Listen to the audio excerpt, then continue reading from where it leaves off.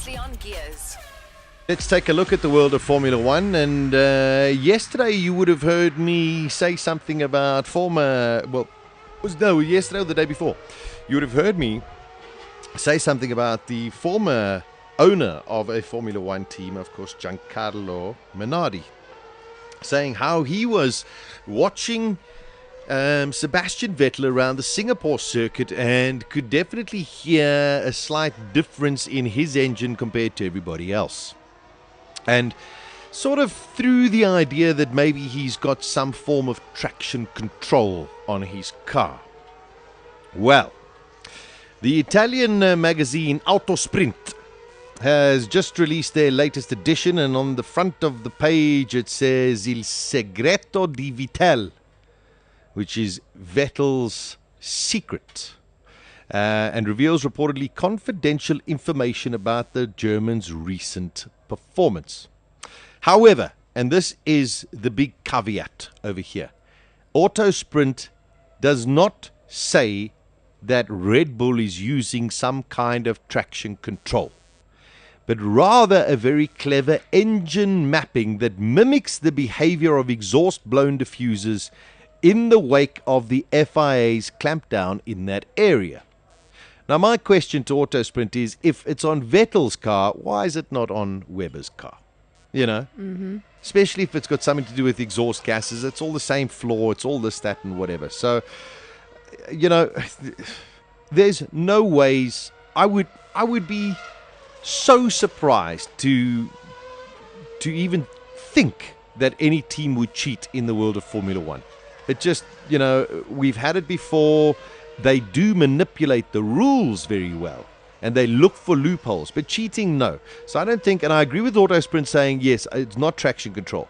However they're doing it and getting his car to go much faster than everybody else's car besides his own ability is the secret that Red Bull and Adrian Newey have. So, you know, I don't think the story's going to go away, but, you know, I'm just not overly convinced by it as well. So that's one of the big stories coming out at the moment.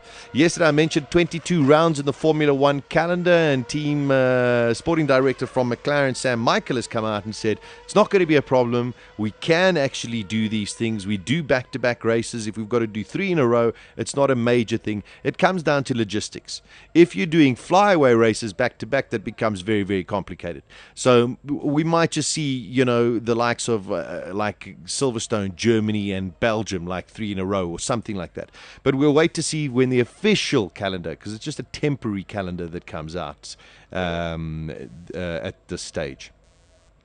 Other news that has come out as well from the Ferrari camp. Ferrari's Nicolas Tombazis says Formula One slump of the Ferrari car is not down to the tyre change.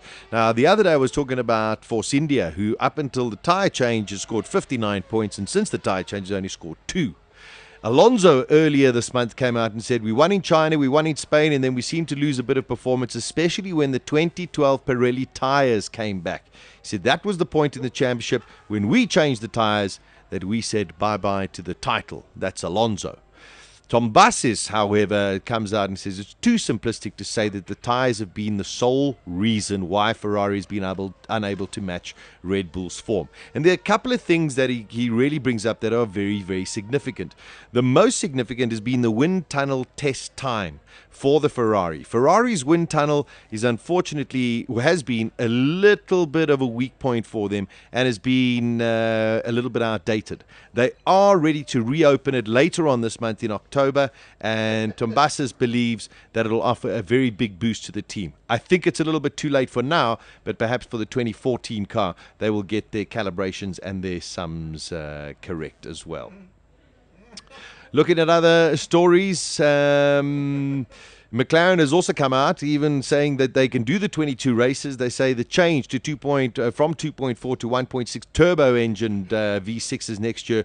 They will also, the teams will also use more energy recovery systems like the Kerr system, and that'll also try and minimize their fuel efficiency or maximize their fuel efficiency in the races with only 100 liters of fuel allowed per race.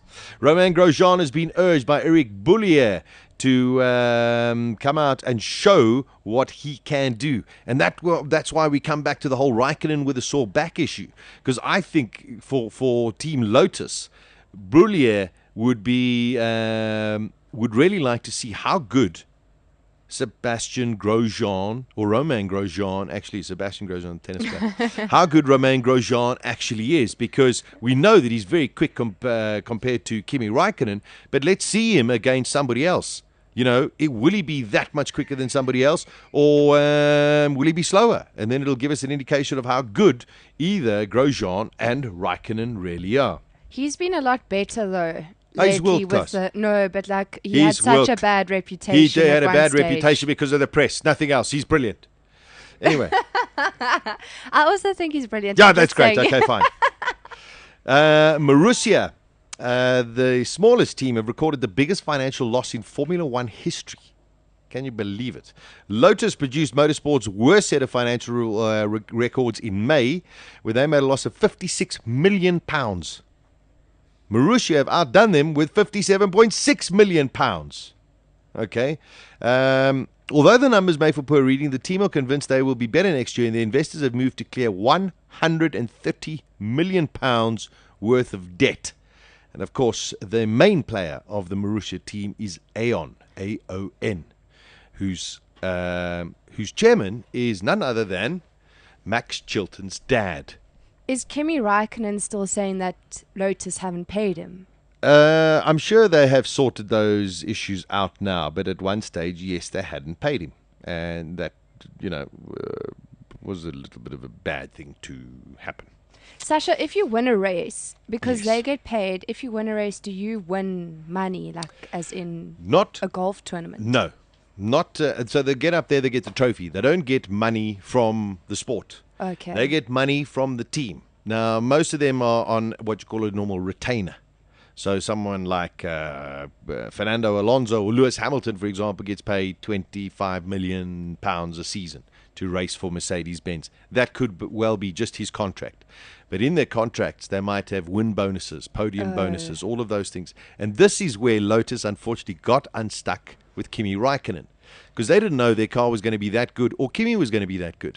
So when it comes along that he gets a win bonus, or he gets podiums, or he gets points, a lot of these drivers get amounts of money per point.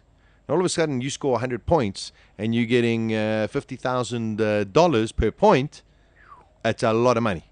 So Sebastian Vettel's he's okay. very well off. Yes, no. Most of them are. There we go. That's a wrap of our Formula One this afternoon. This F1 feature was proudly brought to you by Pirelli and Tiger Wheel and Tyre. Stand a chance to win a trip to any 2014 F1 Grand Prix. Find out more at twt.to.